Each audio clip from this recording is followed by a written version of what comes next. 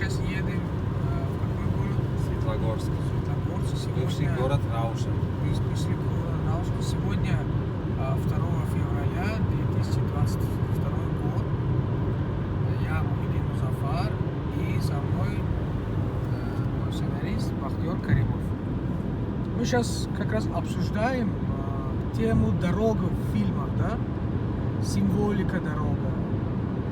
А скажите, Бахтиёр, Ну да, немножко о вот этой символике и как мы смогли вот в течение 8-9 проектов, которые мы с вами сделали, как использовали дорогу. Вообще, что для вас означает дорога как сценарист?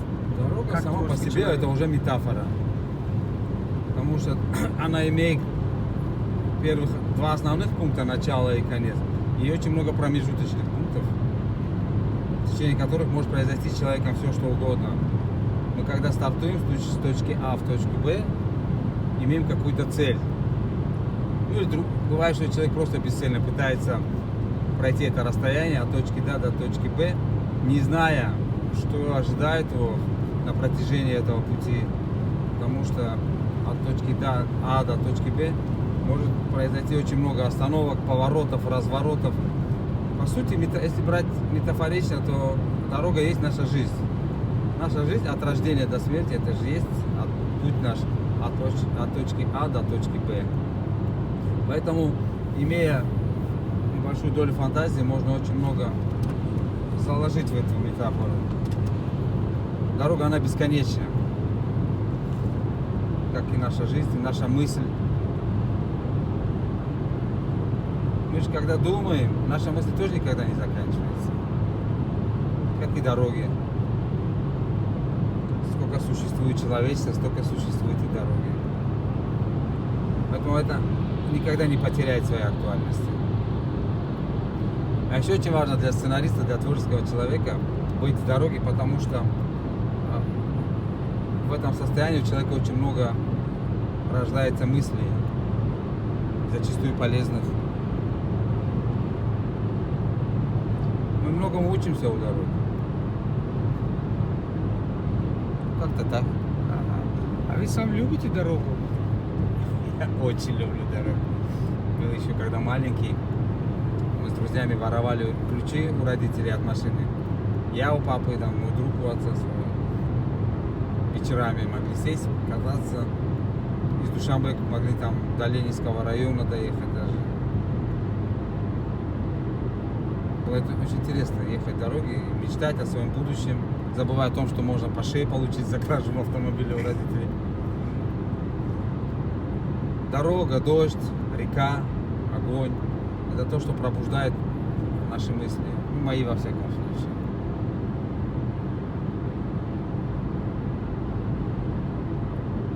В дороге я никогда не бываю одинок, даже если я один в машине.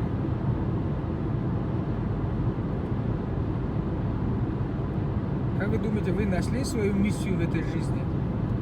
Я еще в поиске. Хотелось бы, чтобы память осталась. Хорошая память. Наши деяния — это то, что останется после нас. Наши дети, наши внуки, как мы их воспитали.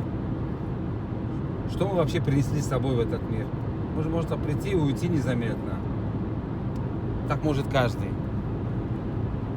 Надо попробовать, постараться оставить себе след какой-то. Люди тебя вспоминали добрым словом. Вообще вы откуда берете энергию, откуда берете вообще, как вы найдете тему, откуда ваш источник, где? Всегда по-разному. Чаще всего я просто заглядываю в себя. Иногда мне Мухиддин дает идеи. Тоже бурлящий котел в его душе постоянно, в твоей душе постоянно бурлят мысли, бурлят эмоции, чувства, которые меня тоже заражают. Мы же в наших беседах сколько хороших идей находили.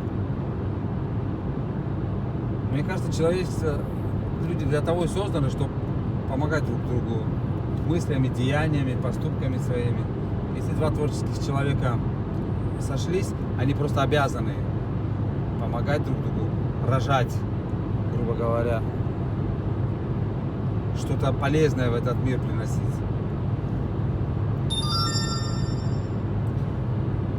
Вот последний вопрос, я не буду вас мучить. Последний вопрос. Вот мы с вами в течение 10 лет, Бахтыраков, снимали 9 картин. Вот собираемся сейчас на 10-го. Дай Бог, даст Бог, Насир. Я бы хотел узнать, какие сцены больше всего вам нравятся, какие сцены больше всего отражают ваш внутренний мир. Конечно, все эти слова, все эти сцены, это ваши дети, конечно, это вы выражали этих, но самые значимые, самые важные, которые очень вам нравятся, как нашли режиссер, актер, композитор, звукорежиссер, решение во всех областях. Для меня очень важно хотя бы 3-4 сцен, которые вам близко, очень. Мне как режиссер тоже очень интересно. Для меня важно в сценах это то, чтобы заставить зрителя задуматься, заглянуть в себя, оглянуться назад. Не просто получить эстетическое удовольствие от картинки, да, а чтобы окунуться в какие-то свои воспоминания, задаться вопросами какими-то, да, вот каждого зрителя. Ну, я же, помимо того, что я сценарист, я еще и зритель сам. И когда смотрю наши фильмы, я тоже получаю как эстетическое удовольствие. Какие-то сцены мне нравятся, какие-то нет, какие-то меня трогают, какие-то заставляют задуматься. Ну, на сегодняшний день моя любимая сцена, это, конечно, сцена на железной дороге. Двух героев в фильме Фортуна, да. Я просто очарован этой сценой, решением, визуальным решением, звуковым. Какое настроение дает эта сцена. Она получается как лейтмотив всего фильма. Ну и метафора, это железная дорога, насколько она метафорична.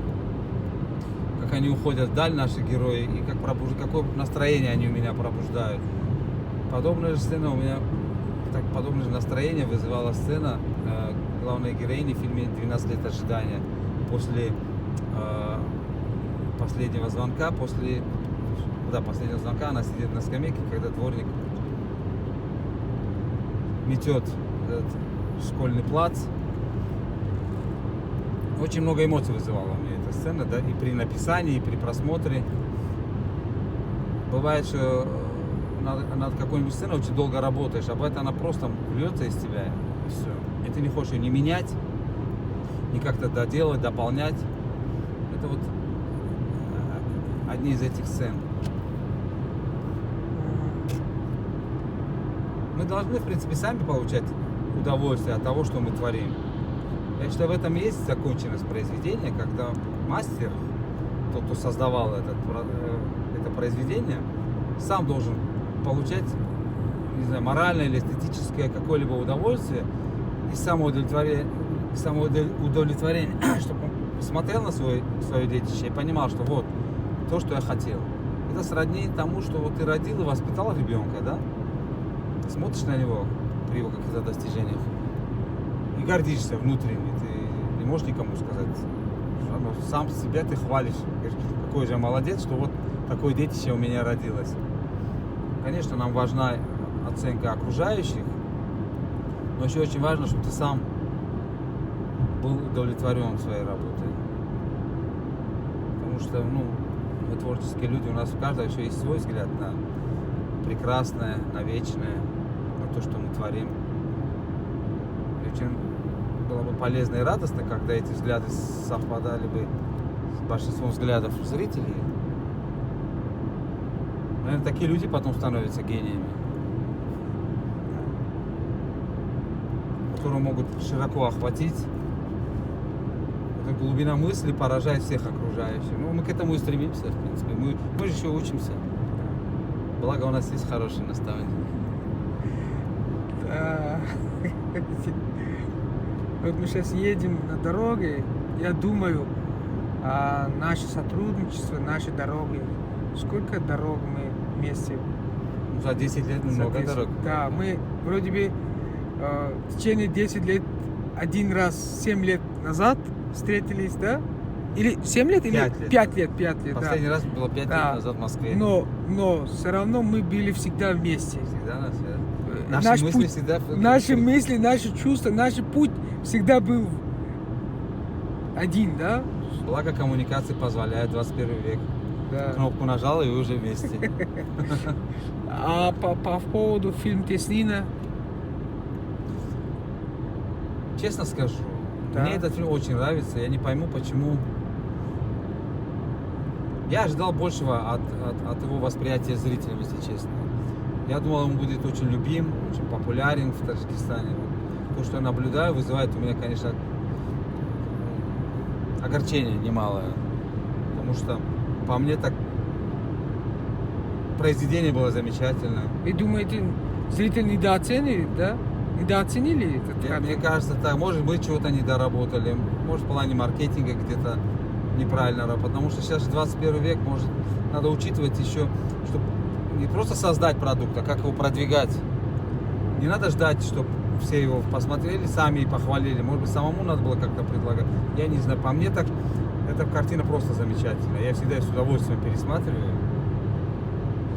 Потому что там заложен уже, там мысль, та идея, которая заложена была автором произведения, она очень глубокая и очень светлая. И она должна была быть принята народом. Но мне кажется, она еще найдет свой путь к зрителю. Есть такие картины, которые поначалу вроде бы не поняты, вроде бы недосмотрены, а потом они все равно находят свое место. Потому что сам по себе, извините за выражение, продукт очень качественный получился.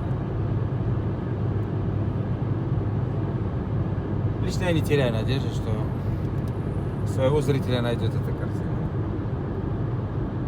А по поводу 1 на миллион, не хотите что-то сказать?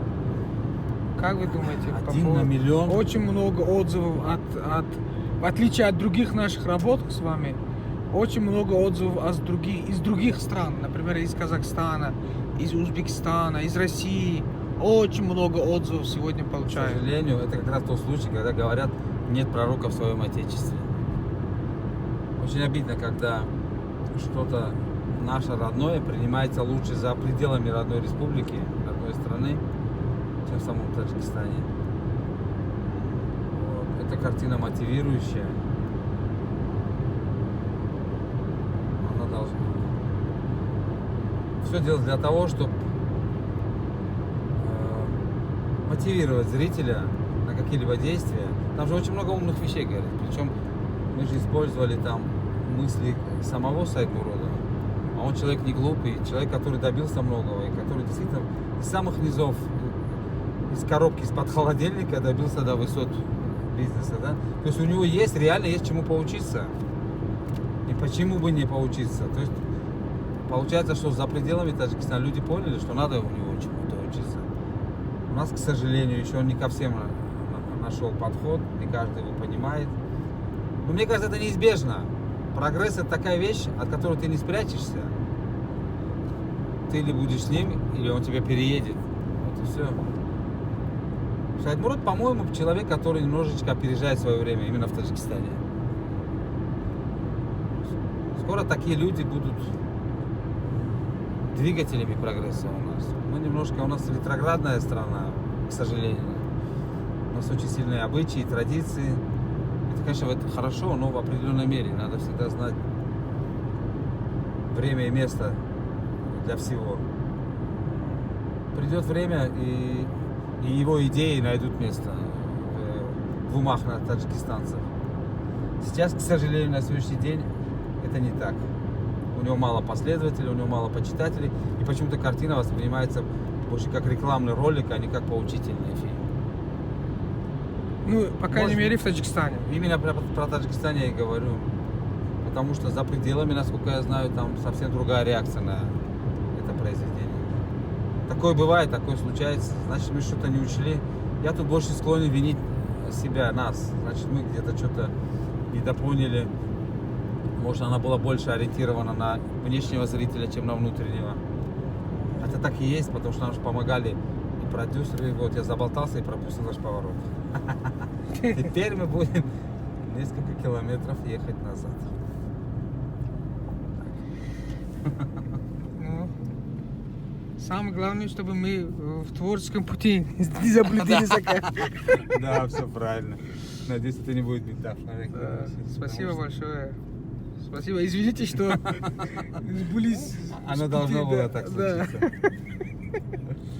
Мы заболтались и проехали.